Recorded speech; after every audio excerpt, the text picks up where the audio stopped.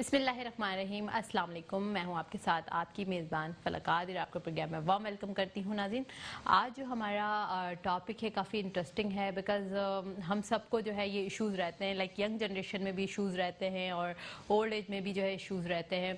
So that's very common, यानी कि ये कोई ऐसा नहीं है कि बहुत रेयर हो, हर किसी को ही इशू होता है। स्टूडेंट्स को भी होता है, जो क्रिकेट में होते हैं उनको भी होता है, स्पोर्ट्स में भी होते हैं, फुटबॉलर्स जो होते हैं उन सब लोगों को जो है वो ये इश्यूज पाए जाते हैं। सो मैं आपको बता दूं कि कौन से ऐसे इश्यूज हैं जो सब में पाए जाते हैं। वो है हमारी जोड़ों के दर्द, मसल्स में दर्द, इसके अलावा जो थकावट, जल्दी थक जाना।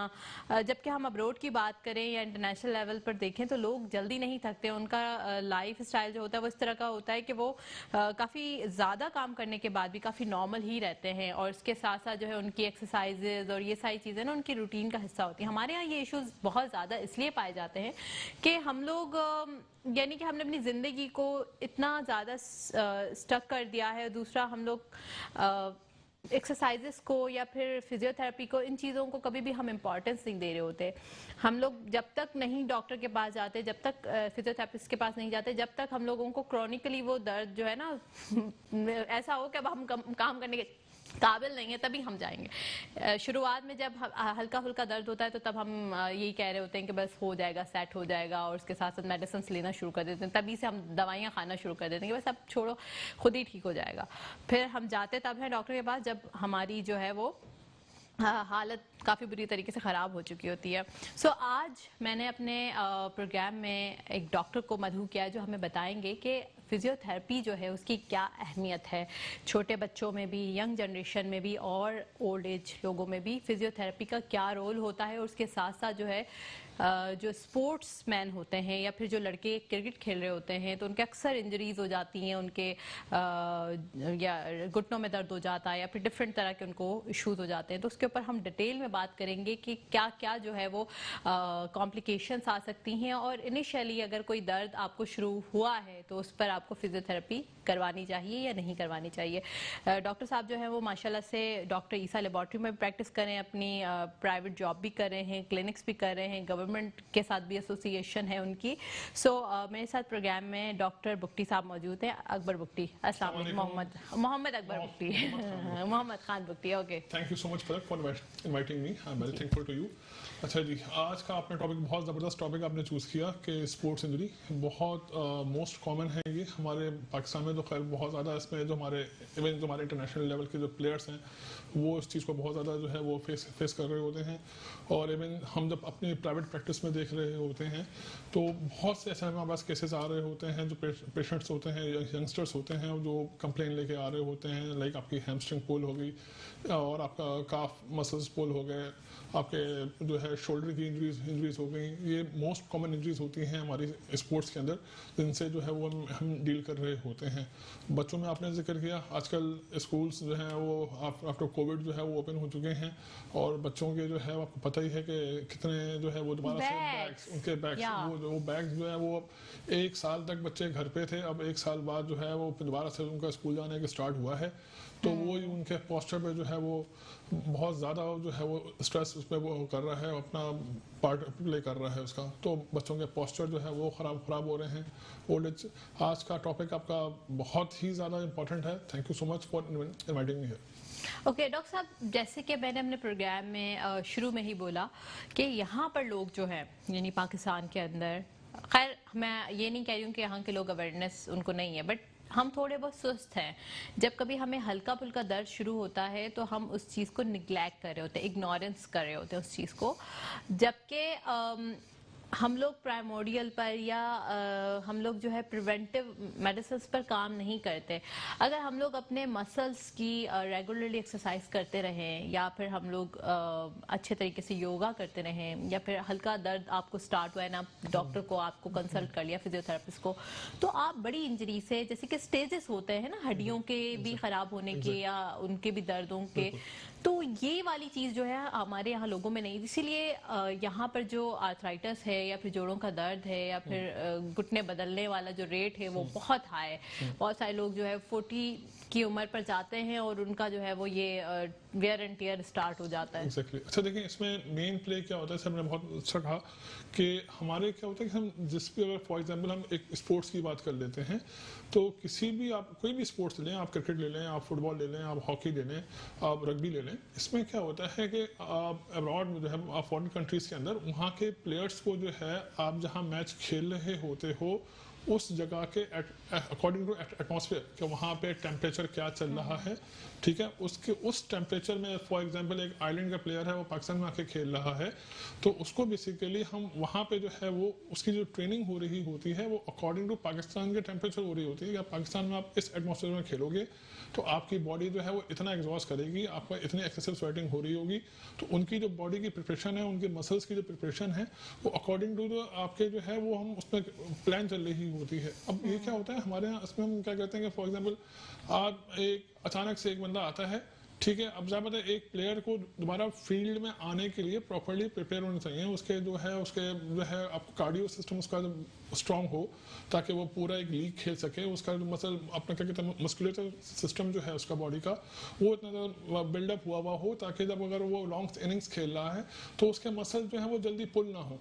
ओके फाइन, मैं गोट कर आई गॉट इट। क्या आपने क्या बोला कि लाइक क्या आपको जो इंटरनेशनली भी वो करवाई जाती है, ट्रेनिंग्स करवाई जाती हैं, तो वो मसल्स की उसको देखते हुए या आपको एनवायरनमेंट को या एटमॉस्फेयर को देखते हुए करवाते हैं? जबरदस्त। तो उस एनवायरनमेंट को देखते हुए कि अगर फॉर एग्जांपल अगर वहाँ पे -6 चल रहा है या -7 चल रहा है फॉर एग्जांपल और पाकिस्तान में आके आप खेलते हैं 26 डिग्री पे, ठीक है, तो आपको जो है वो अकॉर्डिंग टू 26 डिग्री जो है आपका जो वो इंडोर आपको गेमिंग हो रही होती है, वहीं पे आपको प्रैक्टिस होती है और उस इंडोर एरिया को जो है वो -26 के अकॉर्डिंगली आपको जो है एटमॉस्फेयर बनाया जाता है। वाओ दैट्स ठीक है, ग्रेट। तो वो मतलब 26 सेंटीग्रेड के अकॉर्डिंगली फिर आप जो है उनके प्लेयर्स जब वो आप देखते हैं कि उनकी जो है वो क्वालिटी ऑफ गेम कैसा होता है, तो आप वो देखते हैं कि उनका चांस जो होता है इंजरीज जो हो रही होती है वो उसका चांस जो है कम हो जाता है। ओके ठीक है, आप जहाँ पता है आप जब आपकी क्वालिटी आएगी आपका इंजरीज का चांस कम होगा, आपको लॉन्ग इनिंग मिलेगा, तो पेशेंट अपना जो एथलीट होते हैं वो एक अपना जो है लॉन्ग इनिंग आराम से खेल रहे होते हैं। हमारे पास क्या होता है, अच्छा डॉक्टर साहब, एथलीट्स बनने के लिए क्या करना चाहिए, कितनी कितनी एक्सरसाइज करनी? I want to be athlete. If you want to be athlete, देखें एथलीट बनने के लिए ये है कि आप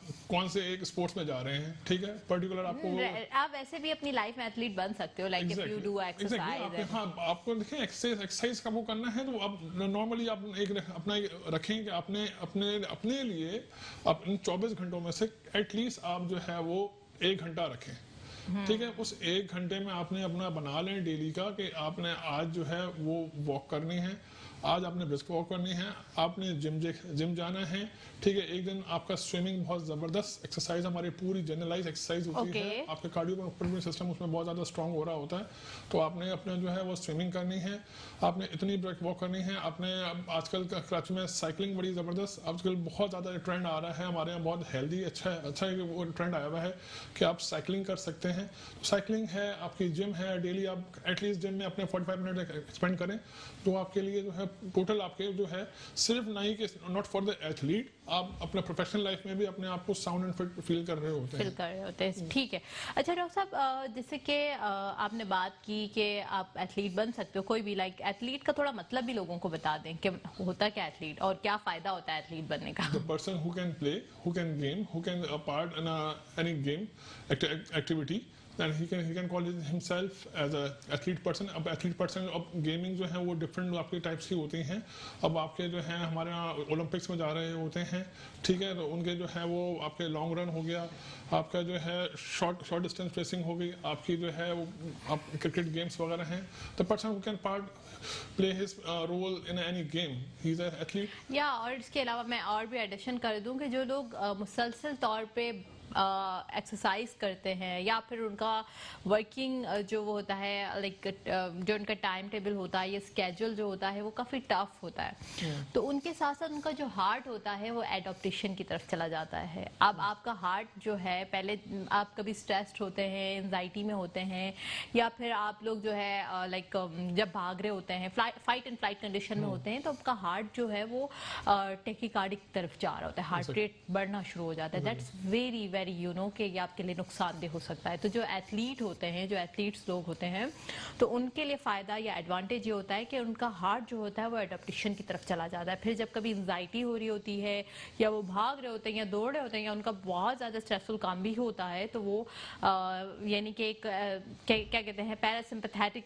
कंडीशन में होकर उनका हो जाता है। That's the good point of athletes, right? बिल्कुल बिल्कुल सही कहा आपने। ये मैं चाह रही थी कि लोगों को बात समझा सके। और एक्सरसाइज रेगुलर करने से होता ये है कि आपका एडप्टेशन एनवायरनमेंट आपकी बॉडी में, जैसे आपने डॉक्टर साहब बताया कि एडप्टेशन करवाई जाती है। एडप्टेशन मींस कि आप जिस एनवायरनमेंट में रहते हैं उस एनवायरनमेंट के अकॉर्डिंगली आपकी बॉडी किस तरीके से हेल्दी रह सकती है। एग्जैक्टली आपको उस ऑप्टिमल लेवल पे अपने बॉडी को लेके आना होता है, आपकी बॉडी को, ताकि आप जो है वो डिफरेंट सर्कमस्टेंसेस के अंदर जो आपको जब प्ले कर रहे होते हो तो वहां पे जाके आप उसको मीट कर सकते हैं। बिल्कुल, और आप जो है वो उसमें बीमार ना हो जाए। डॉक्टर साहब इसके बारे में और डिटेल में बात करेंगे एथलीट्स के और ये स्पोर्ट्स मेडिसिन के लिए, बट एक ब्रेक की जानकारी देखते रहिए हेल्थ टॉक।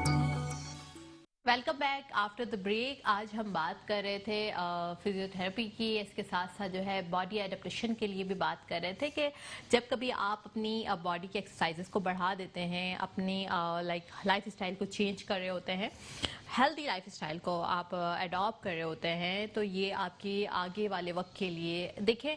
एक्चुअली होता यह है कि जब हम छोटे होते थे तो कहते थे बचपन का जो अच्छा खाना होता है वो आपको यंग एज में काम आता है, और जब यंग एज का जो आपका लाइफ स्टाइल होता है, आपकी डाइट होती है, आपकी एक्सरसाइजेज होती है, या आपको ओल्ड एज में काम आ रहा होता है। सो अगर आप यंग एज से ही अपने आप को फिट रखेंगे, फिजियोथेरेपी की तरफ जाएंगे और उसके अलावा जो है अपनी डाइट वगैरह को हेल्दी रखेंगे, तो ये आपकी आने वाली उम्र जो 50-60 साल वाली है ना, वो आपकी माजूरी में नहीं गुजरेगी। उसके साथ साथ जो है आपको जो है फिजियोथेरेपी डजंट मीन कि आप बीमार हो तो फिजियोथेरेपी करवाओ, ठीक है? आप हेल्दी कंडीशंस में भी फिजियोथेरेपी की तरफ जा सकते हैं। जी डॉक्टर साहब, हमारे यहाँ पर कॉन्सेप्ट मैं आपको बता दी चलो सिर्फ ये है कि जोड़ों में दर्द है, बस फिजियोथेरेपी कराओ। बस एक ही मैंने लोगों को देखा है, एक ही कंप्लेन की वजह से फिजियोथेरेपी करते हैं, इसके अलावा कोई भी ऐसी चीज होती है उसमें नहीं करवा रहे होते। एग्जैक्टली यही होता है। अब देखें ये बहुत डिलेमा है ना, क्योंकि हमारे अंदर, हमारी नॉर्मल पब्लिक के अंदर ये अवेयरनेस नहीं है, ठीक है? आपको क्या होता है कि physical therapy is not only the person who can deal with the pain. Exactly उसके जो है अलग डोमेन है, ठीक है? आपको जो है even physiotherapy can play the role in psychiatric rehab, ठीक है? अगर आप फिजिकली फिट हो तो आप आपने क्या कहते हैं साइकोलॉजिकली आप फिट हो रहे होते हो, ठीक है? आपको जो है आप नॉर्मल अपना एक अगर मुझसे कंसर्न लेते हैं डॉक्टर साहब, मैं आपके पास आती हूँ और मुझे है डेली में अगर 8 आवर्स के मैं अपना ऑफिस वर्क कर रही हूँ, तो जो है मुझे थोड़ा सा डिस्कम्फर्ट फील हो रहा होता है, मुझे जो है वो लाइक मैं अपने आप फटीग फील कर रही होती हूँ, तो व्हाट कैन आई डू कि मैं आपको उस वक्त ट्रीटमेंट नहीं दूंगा, मैं आपको उससे प्रिवेंटिव मेजर बताऊंगा कि how can you prevent measure. अब हमारे ये होता है कि हम अक्सर जाके जो है डिफरेंट कंपनीज के अंदर भी एक अच्छा ट्रेंड आया हुआ है कि हम डिफरेंट कंपनीज जो है ऐसी मल्टीनेशनल कंपनीज होती हैं जो हम लोगों को इन्वाइट कर रही होती हैं, वहाँ जाके हम जो है वो बेसिकली एर्गोनॉमिक्स पे जो है वो हम डील करवा रहे हैं, उनको जो है लेक्चर देते हैं कि how can you prevent yourself from the fatigue, ठीक है? तो अगर वो आप पेशेंट को पर्सन को पहले से बताते हो तो उनके जो जो नॉर्मल कंडीशन पेन जो हो रही होते हैं वो उनसे बच सकते हैं। आप फॉर एग्जांपल आजकल कोविड के बाद जो है वो लोगों में बहुत ज़्यादा एक कॉम्प्लिकेशन आ रही है कि उनको जो है ब्रेथलेसनेस हो रही है, ठीक है? मास्क पहनने की वजह से लोग जो है वो 12-12 घंटे 18-18 घंटे मास्क पहन रहे थे, तो उनके बेसिकली ऑक्सीजन कंजम्पशन जो है अब वो बेसिकली वो क्या होता है कि अब हमें फेस करने को मिल रहा है कि लोग बोलते हैं कि हम कि अगर हम थोड़ा सा भी चल लें या हम थोड़े सी भी स्टेयर्स यूज कर लें या सीढ़ी यूज कर लें तो हमारा सांस जो है जो पहले। अच्छा डॉक्टर साहब, बट हम फिल्टर मास्क अगर यूज कर रहे होते तो उससे तो आपकी एयर इन एंड आउट हो रही होती है, तो फिर उसमें क्या है? वो ये होता है कि आप फिल्टर मास्क यूज कर रहे होते हैं, बट आप एक हेल्दी पर्सन है वो लाइक विदाउट मास्क आप एक जो एयर इनटेक हो रहा होता है दैट प्ले द बैरियर, ठीक है? आपका फिल्टर मास्क भी जो है उसमें वो बैरियर थोड़ा प्ले कर रहा होता है समहाउ, ठीक है? बट वो यही होता है कि आपका क्या होता है कि आप जो है उसके बाद क्या है आपने अपना जो है अगर आप एक्सपेरिमेंटरी करते हो अपने लंग्स की कैपेसिटी दोबारा बढ़ाते हो, ठीक है? उसका एक्सपेंडिचर जब जितना बेहतर होगा तो आपके जो ये जो अब चीज़ें फेस हो रही हैं, हम लोगों को फेस करना पड़ रही हैं, ये हम नहीं करेंगे, ठीक है? हम पेशेंट को बताते हैं कि भाई आपने अगर फॉर एग्जांपल अपना अब आपको डिस्कम्फर्ट हो रहा है ड्यूरिंग यूजिंग आप जो है लंबी वॉक पे जा रहे हो, आपको जो है ब्रेथलेसनेस हो रही है, आप स्टेयर्स यूज कर रहे हैं, आपको ब्रेथलेसनेस हो रही है, तो उसमें आप कहेंगे आप हमको एक प्लान बना के देते हैं कि आपने जो है एक दिन जो है फॉर एग्जांपल आपने अगर फॉर 20 मिनट्स की वॉक कर रहे हैं तो आफ्टर अ वीक आप फिर जो है वो अपना जो है आ जाएंगे 30 मिनट्स के लिए या 40 मिनट्स के लिए। तो इस तरह से क्या होता है कि आपका वही आपने बात की कि हमारी लंग की कैपेसिटी है एडॉप्टेशन जो बेहतर होने शुरू होती है और फिर ये पेशेंट्स की जो कंप्लेन जो है वो खत्म होती है। अब ये चीज़ आपको कितनी चीज़ों से प्रिवेंट करती है, या आपको कार्डिक कॉम्प्लिकेशन से जो आपके कार्डिक इश्यूज हो रहे होते हैं उससे आपको कंप्लेन जो है वो उससे आपको बचा रही होती है, और दूसरी चीज़ें जो है आप उससे अपने आप को प्रिवेंट कर रहे हो। तो मतलब अब होता ये है कि पेशेंट अब अगर मैं ब्रेथलेसनेस मुझे फील हो रही है तो मैं सोचूंगा इधर मुझे कोई वाकई लंग्स की कोई ऐसी कॉम्प्लिकेशन शुरू हो गई हैं या मुझे कोई कार्डिक कॉम्प्लिकेशन शुरू हो गई हैं। अक्सर ये हो रहा होता है कि पेशेंट जो है वो एक कॉमन हमारी होती है आपका क्या कहते हैं जो रेडिकुलोपैथी, सर्वाइकल रेडिकुलोपैथी, हमारी नर्व जो है वो इंटरप्ट हुई हुई होती है, ठीक है, और जो है वो आपके पूरे आर्म को सप्लाई कर रही होती है। रेडियल नर्व होगी, मीडियन नर्व होगी जो है। अब पेशेंट जो है वो क्या करता है, बजाय फिजियोथेरेपिस्ट के पास आने, अब उनको पता भी नहीं होता, नो डाउट, जाहिर बात है इतना इतना डेप्थ में कोई जा नहीं होता, तो वो क्या होता है पेशेंट घूम फिर के आ रहे होते हैं कि पहले वो कार्डिक के पास गए, फिर वो ऑर्थोपेडिक सर्जन के पास गए, अब वहाँ से वो ECG वगैरह एको वगैरह कुछ, तो ये होता है कि खुद घर में जो है ना वो टोटके जो होते हैं कि भाई तुम फलानी का सुन के आप एको करवा लीजिएगा और आप ECG करवा लीजिएगा, उसके बाद डॉक्टर के पास आए, तो वो एको लेके घूम फिर के आ जाते हैं और उसके बाद जाते हैं डॉक्टर के पास। तो बेहतर ये होता है कि आप आएँ, डिस्कस करेंगे, अगर आपको पेन है, अच्छा वो अब आपका जो नर्व पेन है वो आपको मिमिक कर रहा होता है कार्डिक से, बेसिकली वो आपके पूरे चेस्ट पे आ रहा होता है, आपके आर्म पे आ रहा होता है और आपके जो है ना पूरा उसको फील कर रहा होता है। तो पेशेंट ये समझता है कि मुझे शायद कार्डिक इशू हो रहे हैं, ठीक है। अब वो होता है क्या, सिर्फ नर्व टाइटनेस होती है। अब नर्व टाइटनेस की वजह से आपको जितने भी क्लिनिकल उसके फीचर जो होते हैं वो मिमिक कर रहे होते हैं कार्डिक से, ठीक है। तो पेशेंट क्या होता है, हमारे पास ये होता है कि अक्सर जो कार्डिक सर्जन है, कार्डिक फिजिशियन है, फिर उनको रेफर करते हैं फिजियोथेरेपी के लिए कि भाई आप जाएं, ये सिर्फ एक नर्व टाइटनेस है, नर्व टाइटनेस की वजह से जो है वो चीज़ें हो रही होती हैं। तो ये अभी जो है, अच्छा वो क्या है, अगर हम ये अवेयरनेस उनको देते हैं, ऐसा भी हुआ है कि हमारे पास पेशेंट जो है जिनको ये टाइटनेस थी, तो पेशेंट फिर जो दूसरे पेशेंट को जो हमारे पास लेकर रेफर करते हैं तो वो ये कहते हैं कि उनको भी सेम कंडीशन थी, वो हमारे पास आए थे, उन्होंने कहा था कि आपके पास जाके मैं चेक करवा लूँ, ठीक है। अब ये क्या हुआ, एक अवेयरनेस उनके जो है वो जनरेट हो रही है, पब्लिक जो है। हाँ बिल्कुल डॉक्टर साहब, एक्चुअली अब आहिस्ता आहिस्ता माशाल्लाह से मैंने भी ऑब्जर्व किया है कि हमारे यहाँ लोगों के अंदर अवेयरनेस हो गई है, बट कुछ लोग होते हैं काफी स्टबन होते हैं, दैट इज सो जिद्दी टाइप। उनको कोई मशवरा दो ना कि नो नो नो ऐसे नहीं ऐसे, तो फिर बड़ा मुझे गुस्सा आ रहा होता है कि यार मतलब why you are asking, like उनको अगर कोई एडवाइस दो। अब जाहिर से बात है कि हम लोग की सबकी नॉलेज भी लिमिटेड तो हर कोई जो डॉक्टर है उसकी अपनी स्पेशलिटी है, दे वांट कि एक ही बंदा हो, एक ही डॉक्टर हो, वो हमें सारी चीजें बता दे। एग्जैक्टली, हमारे रियली डोंट नो कि मतलब आप एक जनरल फिजिशियन से आप गायनोकोलॉजिस्ट के इशू डिस्कस कर रहे हो, एक जनरल फिजिशियन न्यूरोलॉजी के इश्यूज डिस्कस कर रहे हो या कार्डिक रिलेटेड इश्यूज कर रहे हो, और अगर डॉक्टर साहब वहां पर जवाब, मैं तो क्योंकि नहीं देना चाहती हूँ जवाब, पता भी होगा तो भी नहीं, because it's not my field, तो वो समझते हैं कि ये डॉक्टर जो है ना इसकी डिग्री ठीक नहीं है, ये डॉक्टर जो है इसको इस समय जवाब इसको आता ही नहीं है, इसको आता ही नहीं, इसको मुझे जवाब से नहीं दिया, तो ये जो है वो रियली सम टाइम ऐसा होता है कि बड़े बड़े एक्सपर्ट्स भी जो हैं वो आपकी गलत डायग्नोसिस कर जाते हैं, उनको भी कहीं ना कहीं एवरीवन इज लाइक दैट कि हर कोई पढ़ रहा है, हर कोई सीख रहा है, हर कोई परफेक्शन नहीं देखी जाती।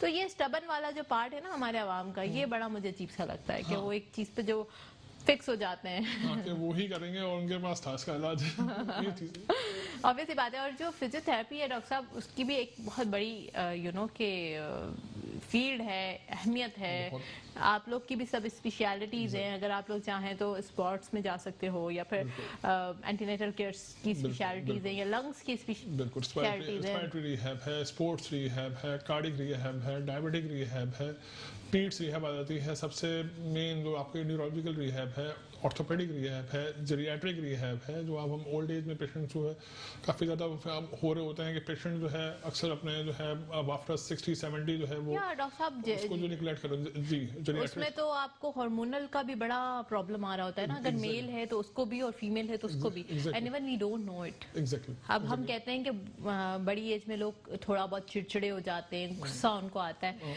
दैट्स उनका फॉल्ट नहीं है, फॉल्ट नहीं, वो बेसिकली उस पेन से गुजर रहे होते हैं, उस पेन से गुजर रहे होते हैं, उनको हार्मोनल इश्यूज हो रहे होते हैं, उनकी बॉडी जो है ना वो डिक्लाइन फेज में आ रही होती है। एक हेल्दी पर्सन जो वो ये देख रहे होते हैं कि मैं आज से 30 साल पहले कैसा था या 20 साल पहले कैसा था और अब मैं ये चीजें फेस कर रहा हूँ। डॉक्टर साहब इसके अलावा फिजिकली भी अगर आप देखें ना, इंटरनली भी उनके हार्मोन्स जो होते हैं वो डिक्लाइन फेज की तरफ आ रहे होते हैं, और जब डिक्लाइन फेज की तरफ आएंगे तो ऑब्वियस सी बात है मेंटली जो है उनको काफी और ये क्यों होता है, और ये होता इसीलिए है कि वो पहले से प्रैक्टिस नहीं होती। That's the point. बेसिकली वो पहले से ही हमारे यहाँ ये चीज़ें अभी जो है अब इतना ज़्यादा नहीं है। आप ये देखेंगे कि आप अमेरिका जाएं, कनाडा जाएं, वहाँ पे आपको 60 ईयर्स की लेडी या 70 ईयर्स की लेडी और पर्सन जो है वो आपको एक फिट दिख रहा होगा, वो आपको आराम से ड्राइविंग करता हुआ दिखेगा, वो आपको ग्रॉसरी लेता हुआ दिखेगा। अब हमारे पास ये चीज़ें आपको देखेंगे आफ्टर 60 हम समझते हैं कि अगर एक रिटायरमेंट एज है तो मतलब उसके बाद तो आप लाइक मेंटली भी रिटायर्ड हैं, आप फिजिकली भी रिटायर्ड हो गए हैं, उसके बाद आप घर पे बैठ जाएं और हम उस इंसान को ना पूरा डिपेंडेंट कर देते हैं। डिपेंडेंट करते हैं कि वो बेसिकली आप उसको जो है, हमारे पास ये होता है हम अपने जो है हर पेरेंट्स हैं आपके जो घर में बड़े हैं, आप उनको थोड़ा सा सोशली आप person should be socially active. अगर आप सोशली एक्टिविटी क्या है, सोशली एक्टिविटी ये है कि आप किसी पार्क में जा रहे हैं, ठीक है। अब अगर एक जगह पे एक पर्सन घूम रहा है 60 साल का, तो उसको साहब वो देखेगा कि मेरे पास 60 साल वाले एक दिन में अगर 10 मिनट में एक पूरा राउंड ले रहे हैं, तो वाई नॉट मी, ठीक है। तो उसी तरीके से वो आप एक कॉम्पिटिटिव आप उसमें आप आ जाते हो, तो वो एक आपके अंदर कंपटीशन पैदा होता है, आपके अंदर आप एक विल आपको आती है कि हाँ आई कैन डू, ठीक है। जब आप वो करते हो तो आपको जो है वो ऑटोमेटिकली वो फिजिकली चेंजेस आपके अंदर आ रही होती हैं, ठीक है। और ये अगर ये चीज़ अगर हम पहले से करें, अपने आप को पहले से फिट रखें, तो हमें जो एट द एज ऑफ 60 जो हमें कॉम्प्लिकेशंस हो रही होती हैं बेसिकली आजकल मोस्ट कॉमन अपना आर्थराइटिस है, बैक एक है, या आपके डायबिटिक है, या आपका ब्लड प्रेशर है, ये क्यों है? ये इसलिए है कि हमारे पास फिजिकल एक्टिविटी नहीं है, हम लोग फिजिकल एक्टिविटी नहीं करते, हम लोग बस एक जगह पे अपने ऑफिस और अपने घर में मौजूद हो चुके हैं। अपने लिए टाइम जो है पेशेंट्स के पास वो बहुत कम है। आप एटलीस्ट अपने लिए जो है वो 1 घंटा आपको निकालें, ताकि जो है आप अपना लॉन्ग टर्म। ऐसे डॉक्टर साहब देखें, एक 100 बातों की एक बात, हमारे यहाँ पर लोग प्रायोरिटीज जो है ना वो उनकी कुछ और है, सही है। और अगर हम अब्रोड की बात करें तो उनकी सबसे जो फर्स्ट प्रायोरिटी है वो उनकी हेल्थ है, उनकी हेल्थ, ठीक है। हमारे यहाँ पर जो प्रायोरिटीज है ना वो इतनी अजीब और weird and the vague हैं क्या we can't even explain it। ये वजह है बस। अगर हम जिस दिन ये सोचेंगे कि हमें 1 घंटा अपनी एक्सरसाइज के लिए निकालना है, तो मसले वहीं से खत्म होने शुरू हो जाएंगे। और इसीलिए तो मैंने आपको बुलाया है ताकि आप हमारी आवाम को समझा सकें कि किस तरीके से आपने जो है एक्सरसाइज करनी है। अब फिर आ जाते हैं हम क्रिकेट की तरफ कि वहाँ पर जो है क्या मसले मसाइल आते हैं, जो खेल रहे लड़के होते हैं, या फिर आजकल तो लड़कियां भी बड़ी इन हैं। जी हाँ, देखिए क्रिकेट में मोस्ट कॉमन जो आ रहा होता है, में प्रॉब्लम आ रहे होते हैं आपके शोल्डर के हमारे जो आपको पता है ऑब्वियसली बात है, बॉलिंग करवाते हुए, ठीक है, कॉम्प्लेक्स जॉइंट है। आपके जो जितने भी स्ट्रक्चर्स हैं, ठीक है, आपके जितने भी मसल्स हैं, उसमें जो है उनके wear and tear most common होती है। फ्रिक्शन जो है वो आपके थ्रोइंग में हो गया, बॉलिंग में हो गया, कैचिंग में हो गया, ड्यूरिंग आप कैच जो है वो यहाँ बॉल के पीछे भागते हुए जो है वो डाइव मारते हुए उनके कोई स्लिप हो गई, नंबर 1। नंबर 2, उनके जो मोस्ट आपके सेकंड कॉमन जो आती है वो आती है फुट इंजरीज आ रही होती हैं, वो ड्यूरिंग रनिंग वगैरह आपके एंकल ट्विस्टिंग आपकी हो गई। अब बहुत से हमारे प्लेयर्स हैं, आपने देखा होगा कि जो है वो उससे उन्होंने सफ़र किया है, फुट इंजरीज हुई हैं। आपका जो है हमारे आप ये देखेंगे कि जो हमारे मसल्स पुल्स एक बहुत ज़्यादा है। किसी ज़माने में अपने हमारे बड़े फेमस प्लेयर्स थे, ठीक है, उनको ये होता था कि वो अगर ज़्यादा 15-20 ओवर खेल गए तो उसके बाद उनके मसल्स जो है वो फटीग होने शुरू हो जाते थे, और फिर उनके क्वालिटी ऑफ जो गेम है ना वो आपको ऑन स्क्रीन दिख रहा था कि वो जो है अब ये बेचारा पेन से गुजर रहा है।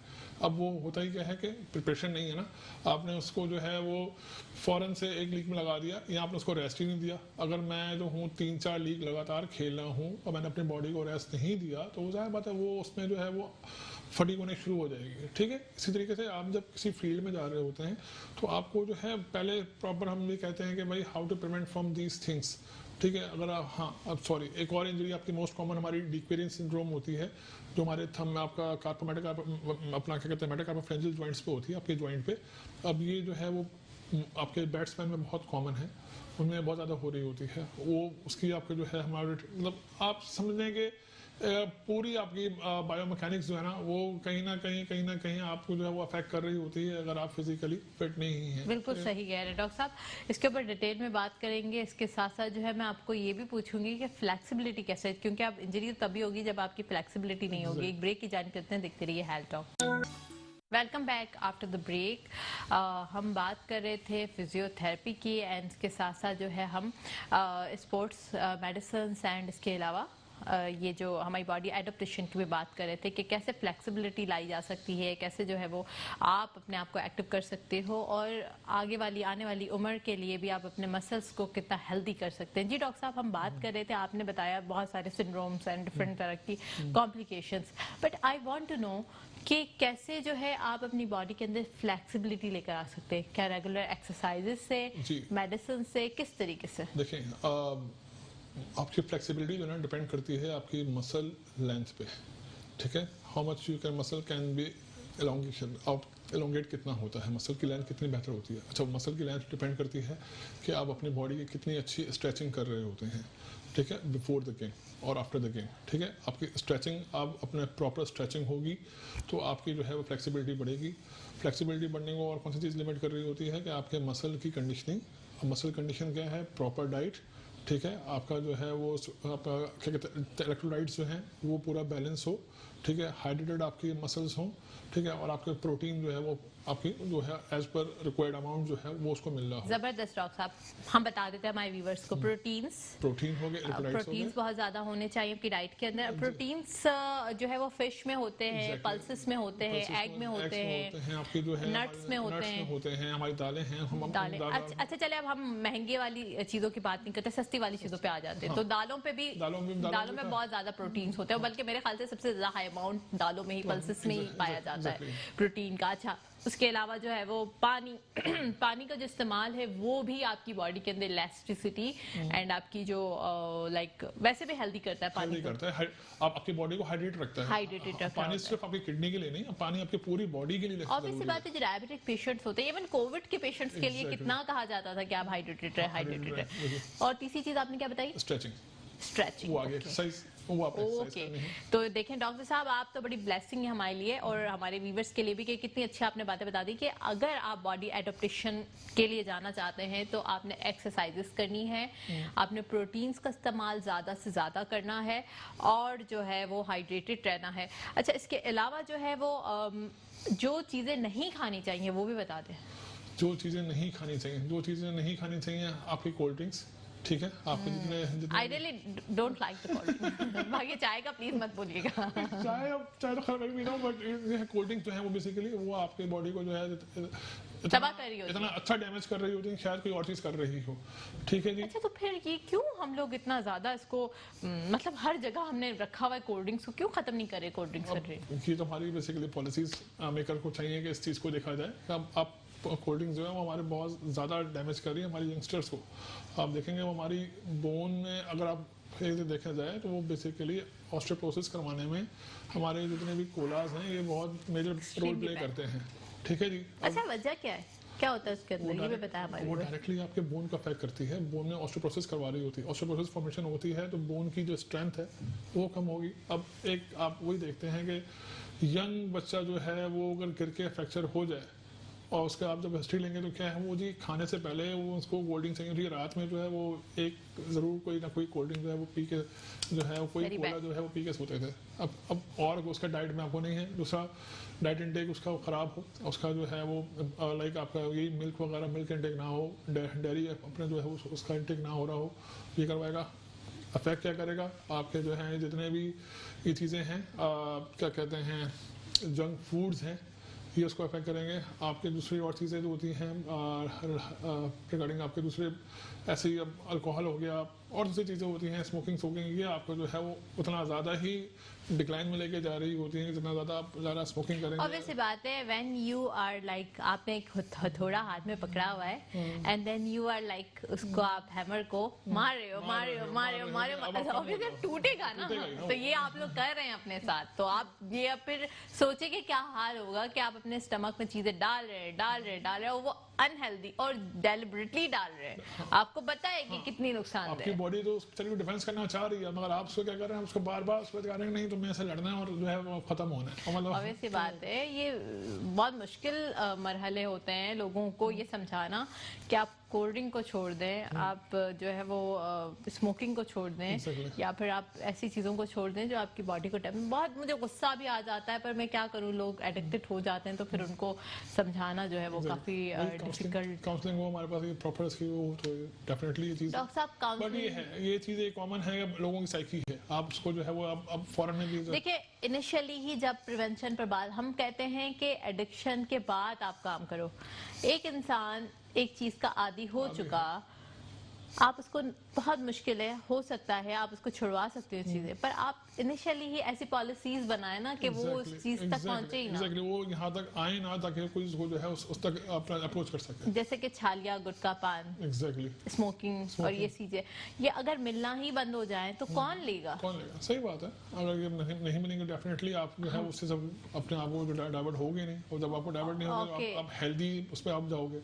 और उसके साथ साथ जो है वो फिर आप अगर उसमें एक्सरसाइजेस की भी बात कर रहे हैं तो उसमें भी मेरे ख्याल से ये चीजें करने के बाद आपके एक्सरसाइजेस का भी कोई इम्पैक्ट नहीं पड़ता होगा। एग्जैक्टली, वो आपको फायदा नहीं हो रहा था ना, वो जो एक आपको एक लेवल चाहिए होता है, उसको आप मीट, वो जो क्वालिटी आपको जो एक चाहिए होती है ना, हेल्थ क्वालिटी ऑफ हेल्थ, वो आपको जो है वो नहीं आप उस तक आप रीच नहीं कर रहे होते हो। तो बेसिकली वो यही है कि आपके जो है नॉट हेल्दी, आपकी एक हेल्दी डाइट हो और हेल्दी लाइफस्टाइल हो, ये आपको जो है अपने ऑप्टिमल लेवल पे लेके आ रहे होते हैं। बिल्कुल सही कहा आपने कि आपकी हेल्दी डाइट हो, हेल्दी लाइफस्टाइल हो, स्ट्रेचिंग एक्सरसाइजेस हो। अच्छा डॉक्टर साहब, हमारे यहाँ पर सबसे ज़्यादा यंग लोगों के अंदर, क्योंकि आज हमारा जो टॉपिक है वो यंग लोगों पर है और उनके क्या कहते हैं हमारी गेम्स पर भी है, तो सबसे ज़्यादा जो मतलब मैं कहूँ कि सबसे ज़्यादा जो पाया जाने वाला इशू है वो कौन सा है? वैसे तो आपने नी की बात की थी हैंड, पर फिर भी जिसमें जो गेम्स की तरफ नहीं भी हैं फिर भी उन लोगों को हो रहा है। मोस्ट कॉमन जो हमारे पास जो हम अपने ओपीडी में फेस कर रहे हैं ना, वो ये होता है कि आपने से एक जिक्र मैंने किया था कि कोई नी का कहते हैं आर्थराइटिस, सेकंड आता है लो बैक पेन। हम अगर दिन में हमारी ओपीडी में अगर 100 पेशेंट डील कर रहे हैं तो 100 में से आउट ऑफ 100 लाइक समझेंगे 50 जो है 50 पेशेंट आउट ऑफ 100 जो है वो उसमें लो बैक के आते हैं। ओके ठीक है, अब वो क्या है, अब वो लो बैक क्यों हो रहा है, उसमें लो बैक की बहुत सी वजूहत हैं। आपका बॉडी वेट आता है, आपके अनहेल्दी लाइफस्टाइल, ठीक है, आपके अनहेल्दी डाइट, ठीक है, उसके बाद आता है आपका एज फैक्टर, ठीक है जी, और उसके बाद आपका आता है prolong sitting in your office, in your working place, ठीक है, आपका पोस्चर उस पर अफेक्ट कर रहा होता है। तो ये एक आपका आ गया, हमने कह दिया कि आपका लो बैक पेन आ रहा होता है। सेकंड हमारे पास जो हम फेस कर रहे होते हैं वो होता है शोल्डर पेन। ये बेसिकली अब हमारे यहाँ रुझान जो है वो पेशेंट का थोड़ा सा डायबिटीज़ की तरफ जो है वो हमारे नंबर्स जो है वो अब हम पाकिस्तान जो है उनमें आगे जा रहा है डायबिटिक पेशेंट्स के अंदर। तो हम ये देख रहे होते हैं कि हमारे पास जो है मोस्ट कॉमन आफ्टर 50-60 के जो हमारे पास लोग होते हैं वो कंप्लेन लेके आ रहे होते हैं फ्रोजन शोल्डर की। अब फ्रोजन शोल्डर भी होता है, कुछ को फ्रोजन शोल्डर होता है, कुछ को जो है आप लाइक वही है, इतना हैवी आजकल शेड्यूल आपकी लाइफ इतनी ज़्यादा है, वो बिजी हुई भी है कि वो शोल्डर स्ट्रेन वगैरह होते हैं। फिर आपका आता है सर्वाइकल रेडिकुलोपैथी के पेशेंट हमारे पास आ रहे होते हैं। तो ये बेसिकली जो मेन जॉइंट्स हैं ये हम बहुत ये बहुत ज़्यादा जो है पाए जाते हैं, बहुत ज़्यादा फेस कर रहे होते हैं। और ये जो है आपके किस तरीके से बच सकते हैं इन चीज़ों से, ये हम बात करेंगे आफ्टर द ब्रेक। एक ब्रेक की जान चलते हैं, देखते रहिए health talk. Welcome back after the break. आज हम बात कर रहे हैं फिजियोथेरेपी की। डॉक्टर साहब हमारे साथ मौजूद हैं, बहुत अच्छी अच्छी बातें बता रहे हैं डॉक्टर साहब हमें। मतलब मुझे ऐसा लगता है कि आप सबके इंटरव्यूज़ लेकर मुझे बहुत सारी नॉलेज मिल रही होती है। ऑब्वियसली बात है, मेरी अपनी भी एक फील्ड है एंड मुझे नॉलेज है उन चीज़ों की, बट लाइक बहुत ब्लेसिंग लगती है कि आप लोग इतना डेप्थ में जाके बता रहे होते हैं, और हमारे अवाम को भी बहुत ज़्यादा मेरे ख्याल से इस चीज़ से फ़ायदा होता होगा कि आप लोग इतना डेप्थ में जाके चीज़ें बता रहे हैं और इतनी इम्पॉर्टेंट चीज़ें, और literally that's all are preventive medicine. आपने जिस तरह जिक्र किया कि आउट ऑफ 100 में से 50 आपके पेशेंट्स ऐसे हैं जिनको मल्टीपल सेम इश्यूज हैं। बिल्कुल बिल्कुल। तो डॉक्टर साहब हम इनकी प्रिवेंशन पे भी बात कर लेते हैं कि कैसे बचा जा सकता है। डेफिनेटली, देखें इनकी प्रिवेंशन क्या है। अब इसकी प्रिवेंशन ये है कि फॉर एग्जांपल हम आते हैं आपके पोस्चर के ऊपर, ठीक है, यहाँ एक प्रोलॉन्ग ऑफिस यूज़ है, अब मेरा वो वर्किंग है, तो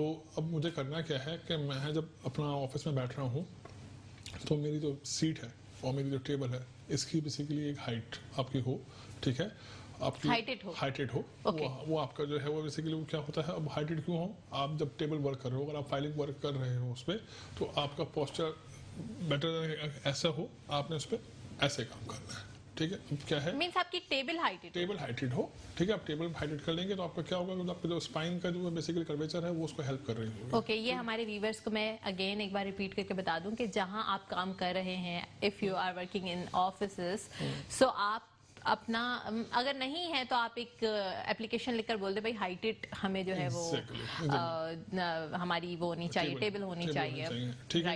अब आप जो लाइक आपका कीबोर्ड वगैरह है, आपका कंप्यूटर यूज है, तो आपका कंप्यूटर यूज करने का तरीका क्या है, अब हमारे यहाँ क्या होता है कि हम क्या करते हैं, अगर हाइटेड चेयर है ना, और तो उस पर हम उसी पे हम ऊपर रखते हैं टेबल, अब हमारी चेयर नीचे है, टेबल ऊपर है, अब उस टेबल पे हम इस तरीके से काम करते हैं, ठीक है। Okay, that should be in balance with your body. आप जब भी कंप्यूटर का कीबोर्ड यूज कर रहे हो तो मेक श्योर कि आपने ऐसे बैठना शोल्डर, ठीक है, तो आप स्ट्रेट होगे, ठीक है, आपका शोल्डर रिलैक्स होगा, बिल्कुल रिलैक्स, आपने शोल्डर रखना है अपना, rather than this कि आप ये काम कर रहे हो, ठीक है। ओके, ऐसे नहीं करना आपने, बिल्कुल ऐसे करके ये नॉर्मल आपका पोस्चर हो, ठीक है हमारा, ठीक है। उसके बाद क्या है, आपकी जो एल्बो है ये आपकी चेयर की आर्म रेस्ट पे रेस्ट करेगा, जब ये आपकी चेयर, हाँ, जब आपकी ये चेयर पे आर्मरेस्ट पे रेस्ट करेगा, दैट आप देख लेंगे बिल्कुल मेरे शोल्डर रिलैक्स है। Sorry to interrupt you, but ये पोस्चर जो है आपका कितनी देर में चेंज होना चाहिए? देखें ये पोस्चर अब एग्जैक्टली आपकी जो सिटिंग है ना, टोटल मैं ये कहता हूँ कि आपकी ऑफिस सिटिंग जो है वो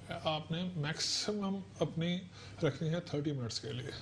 ओके, मैक्सिमम, ठीक है। आप और कर लें तो 40 कर लें, 40 मिनट्स कर लें उसको, बट बेहतर ये होता है कि आप 30 मिनट्स के अंदर आपने अपनी चेयर छोड़ देनी है, नॉट कि आप जो है वो अपने कंप्यूटर बंद कर दिया और आप रेस्ट कर लिया, आपने अपनी चेयर छोड़ देनी है, आपने उठना है, जाना है, पानी पीना है, एक चक्कर खामाखाई लगा के 2 मिनट को वापस आना है, ठीक है। अब वो एक जाके एक राउंड क्या करेगा, आप जो बैठ के मुसलसल अपनी स्पाइन पे स्ट्रेस पुश जो है वो प्रेशर पुट कर रहे हैं वो उसको कम कर देगा, ठीक है। अगर मैं बैठा हुआ हूँ, मैं मुसलसल मेरा काम चल रहा है, डॉक्टर साहब ऐसे भी लोग बैठे हुए होते हैं, हाँ वो ये एग्जैक्टली वो बेचारे बैठते तो ऐसे हैं, बैठे फिर वो नीचे जाते हैं, वो क्या होता है उनका जो है पोस्चर आप बैली का भी इशू हो जाता है ना, एग्जैक्टली बैली निकलना शुरू हो जाती है। आप अब ये देखें, आपके जो एयर है ना, ठीक है, इसका जो लोअर लोब है, ये आपके शोल्डर पे आ रही हो, ये बिल्कुल शोल्डर के पैरेलल हो, अगर मैं यूं बैठूंगा तो मेरे शोल्डर से आउट हो गई ये, ठीक है। अपना पोस्चर बेटर करने के लिए it should be like this, आपकी जो है वो नेक बहुत ज्यादा फॉरवर्ड ना हो, ठीक है, it should be in neutral place, ठीक है। आपके आई जो एयर के लोब है ये आपके जो है वो शोल्डर पे प्लेस कर रहे होंगे, ठीक है। जब आप इस चीज को ही अगर अपने पे वो अप्लाई करोगे कि इधर मैं बैठा हूँ तो मेरा सर ज्यादा आगे तो नहीं हुआ, मैं आगे ज्यादा झुका हुआ तो नहीं, मैं झुक के काम कर रहा हूँ, मेरे शोल्डर ज्यादा रेस तो नहीं हो रहे, अगर आपने अपने आप को इसी में इवेल्युएट कर लिया ना तो आप फौरन से उस चीज को आप करेक्ट कर दोगे, ठीक है जी। अच्छा डॉक्टर साहब, कुछ लोग ना ऐसे बिल्कुल काम करते हैं, वो मतलब उनका अगर टेबल भी उनको कंफर्टेबल वाला दे दो, अगर चेयर भी, वो आधे से मजबूर होते हैं जान के इस तरह काम करते हैं, तो वो बेचारे जो है फिर वो नेक की कंप्लेन लेके आ रहे होते हैं। आजकल ये मोबाइल यूज बहुत ज्यादा पब्लिक जो है वो उसमें, अब ये क्या है, हमारे जो सर्वाइकल का कर्वेचर है इसको स्ट्रेट कर देती है, ठीक है। जब आपका सर्वाइकल जो आपकी स्पाइन है, आपके वर्टिब्रास हैं, अल्लाह ताला ने आपका जो है ना कर्वेचर मेंटेन किया हुआ है, ठीक है। अगर वो कर्वेचर डिस्टर्ब होगा, जो कॉन्केव पार्ट है वो कॉन्वेक्स में जाएगा और जो कॉन्वेक्स पार्ट है वो कॉन्केविटी में जाएगा, तो वो क्या करेगा, आपकी वो नेक को स्ट्रेट कर देगा। अल्लाह ताला ने हल्का सा लौटौटे कर्वेचर जो बनाया हुआ है, गर्दन आपकी हल्की सी यहाँ से आगे आती है और फिर पीछे जाती है, ठीक है। अब वो जो ये पार्ट आगे आ रहा होता है वो क्या होता है, वो स्ट्रेटनिंग की तरफ चला जाता है, स्ट्रेटनिंग में जाएगा, जो उसे नर्व रिलेट कर रहे होते हैं वो नर्व प्रेस होने शुरू हो जाएंगे। जब वो नर्व प्रेस होंगे तो आपको क्या कंप्लेंट आती हैं, वो या वर्टाइगो फील कर रहे होते हैं, आप नोज़िया फील कर रहे होते हैं, आप रेडिएटिंग पेन फील कर रहे होते हैं, आप शोल्डर हैवीनेस फील कर रहे होते हैं, आप नेक की रोटेशन डिस्ट्रक्शन आपको फील हो रही होती है। अच्छा डॉक्टर साहब, ये नर्व पेन अगर किसी को हो भी जाता है, लेट्स सपोज, क्योंकि ये बहुत कॉमन है, that's I want to discuss on the screen, तो इसकी फिजियोथेरेपी कौन सी होती है, किस तरीके से आप इसको बहुत ही अच्छा सवाल है आपका। देखें इसमें होता क्या है, इसमें अब हम देखते हैं कि इधर ये नर्व कहाँ पे कंप्रेस है, इधर ये नर्व जो है कोई मसल कंप्रेस कर रहा है इसको, आपके पूरे आपके इस नर्व रूट से लेकर और आपके इसका जो एंडिंग पॉइंट है, ठीक है। अब वो आपके डिफरेंट एरियाज में जा रही होती है, आइदर वो किसी मसल्स की वजह से कोई मसल इतना ज़्यादा टाइट हो जाता है जो उस नर्व को कंप्रेस कर देता है, ठीक है। यहाँ पे ये हो रहा होता है कि आपकी जो सर्वाइकल स्पाइन की जो हम इन दोनों वर्टिब्रीज हैं हमारे, उसके बीच में डिस्क होती है, अल्लाह ताला ने एक शॉक एब्जॉर्बर पैदा किया हुआ, ठीक है। वो क्या होता है, वो डिस्क अगर डिस्प्लेस होती है, दैट पिंच योर नर्व, ठीक है। और जब वो नर्व को पिंच करेगी, हिट करेगी, तो वो जो है वो आपके पूरे जो उसके कॉरस्पॉन्डिंग एरिया होते हैं उस नर्व के जो है जहाँ पे कॉरस्पॉन्ड कर रही होती है, वो उसमें पूरा पेनफुल होता है। हम क्या करते हैं उसको, हम उसको जो है उस पार्ट को जो है, अगर फॉर एग्जांपल सर्वाइकल में अगर आपके आ रही है तो हम उसको डिस्ट्रैक्ट करते हैं, इसको कहते हैं डिस्ट्रैक्शन थेरेपी, ठीक है। वो क्या करते हैं, वो उसको लोड जो है ना वो कम कर रहा होता है, ठीक है। जो उस पर लोड स्ट्रेस आ रहा होता है वो उसको कम करता है, ठीक है। अब जो एक नॉर्मल गैप है हम उसको उसमें लेके आ रहे हैं। अब ये गैप कम क्यों होता है, आपके मसल स्पैज़म की वजह से। उस मसल स्पैज़म को ट्रीट किया जाता है कि मसल्स अपनी लेंथ में दोबारा बेहतर हों, वो थोड़े से रिलैक्स हों, ताकि वो जो एक जो कंप्रेशन हो रही है वो कंप्रेशन कम हो बिटवीन द वर्टिब्रीज। ओके, और जनरली एक छोटी मोटी एक्सरसाइज स्क्रीन पर भी बता दें हमारे व्यूवर्स को कि कैसे कर सकते हैं। बेहतरीन। देखें, आपका करना क्या होता है, अगर आप कंप्यूटर यूज़ कर रहे हैं, आधा घंटा कंप्यूटर यूज़ किया, जस्ट स्ट्रेच योर हैंड्स, इस तरीके ठीक से है। आपने आपने स्ट्रेच करना है, किया ओके। और इसको take upward to your head, उसको अपने हाथ सर से ऊपर लेके जाना है इस तरीके से, ठीक है। ये आप लेके करेंगे। उसके बाद हम नमाज में सलाम फेरते हैं। जितना आप देखें, अब ये आपको चेक करवाता है कि आपकी नेक की कितनी मोबिलिटी है, ठीक है। अगर मैं ये अपना चिन जो है अपने शोल्डर तक ले आता हूँ, दैट मीन्स कि मेरी रेंज कंप्लीट है। अगर मेरी चिन जो है वो बीच में आगे स्टक हो जाती है, दैट मीन्स कि मेरे मसल टाइटनेस है। दैट इंडिकेट कि आपको जो है वो उसको जो है आपने रिलैक्स करना है मसल का, अदरवाइज आप फिर और मजीद उसमें जाएंगे। तो आपने करना क्या है, जैसे नमाज में अल्लाह ताला ने रखा हुआ सलाम फेरते हैं, तो ये आपने सलाम फेरनी है 10 दफ़ा। आप इधर सलाम फेरेंगे और आपका सिर्फ शोल्डर श्रगिंग है। आपने अगर शोल्डर श्रगिंग किया तो आपके जितने भी ट्रेपेजियस मसल्स हैं और दूसरे कोलेटिंग मसल्स हैं, ये जो है रिलैक्स होते हैं और फिर कॉन्ट्रैक्ट होते हैं। तो ये क्या करेगा, आपके जो स्ट्रेस आ रहा होता है उसको कम करने में आपकी हेल्प करेगा। ओके ओके, और जिनको दर्द हो वो भी यही एक्सरसाइज करें। बिल्कुल बिल्कुल, जिनको उनको दर्द इस है तरह स्ट्रेच करना है, अपने स्ट्रेच muscles करना को, है। ठीक है। अब स्ट्रेच क्या कर रहे हैं आप, इस स्ट्रेच से आपने अपनी नर्व भी जो स्ट्रेच कर दी, आपकी नर्व भी स्ट्रेच हुई, आपके मसल्स भी स्ट्रेच हो गए, ठीक है। अब ये क्या हो रहा है, जो आप टर्निंग कर रहे हैं तो ये आप आपके जो अपर ट्रेपेजियस हैं, लोअर ट्रेपेजियस हैं, इनको आप स्ट्रेच कर रहे हो। ठीक जब है। ये मसल स्ट्रेच होगा, जो कॉन्ट्रैक्ट हो रहे हैं, जो टाइटनेस हो रही है, वो टाइटनेस इनकी कम हो जाती है जब आप साइड रोटेशन करते हैं, ठीक है। तो सेकंड आपका आ गया आप शोल्डर शेकिंग, या आप मसल्स की कॉन्ट्रैक्शन करवाते हो ताकि जो मसल वीक हो रहा है वो थोड़ा सा उसकी स्ट्रेंथ जो है वो बेहतर हो जाए। Okay, right right. डॉक्टर साहब बहुत शुक्रिया, आप प्रोग्राम में तशरीफ लाए हैं। लास्ट मैसेज हमारे व्यूवर्स को क्या देना चाहेंगे? बस आपके व्यूअर्स को ये मैसेज देना चाहेंगे कि स्टे हेल्दी, स्टे लाइफ। आप हमारे पास विजिट कर सकते हैं। हमारी अलहमदुलिल्लाह आपको पता है कि कराची के अंदर हमारी 4 ब्रांचेज हम लोग रन कर रहे हैं, गुलशन इकबाल, हुसैन जौहर एंड नॉर्थ फैसलाबाद। तो यू कैन विजिट अस। आप हमारी 9 to 10 की टाइमिंग है, आप आइए विजिट करें। आपको कोई भी कंप्लेन हो, नहीं आपको पेन नहीं हो रहा हो, आपको डिस्कम्फर्ट फील हो, आप you are free to come, आप हमसे असेसमेंट करवा सकते हैं। ओके, असेसमेंट जो है वो free of cost. Free of cost. Okay, तो आप आके असेसमेंट करवाएं। डॉक्टर साहब, अगर कोई पेशेंट जो है वो मोबाइल नहीं है, मोबिलिटी नहीं है उसकी, तो you can go to the home जी फॉर कंसल्टेंसी। बिल्कुल बिल्कुल बिल्कुल, हम लोग जो है वो होम सर्विस प्रोवाइड कर रहे हैं ओह, उनके लिए। That's great. तो वो हमारे पास होम बेस्ड सर्विस होती है, तो then we are You can even give the home services. Any area of Karachi.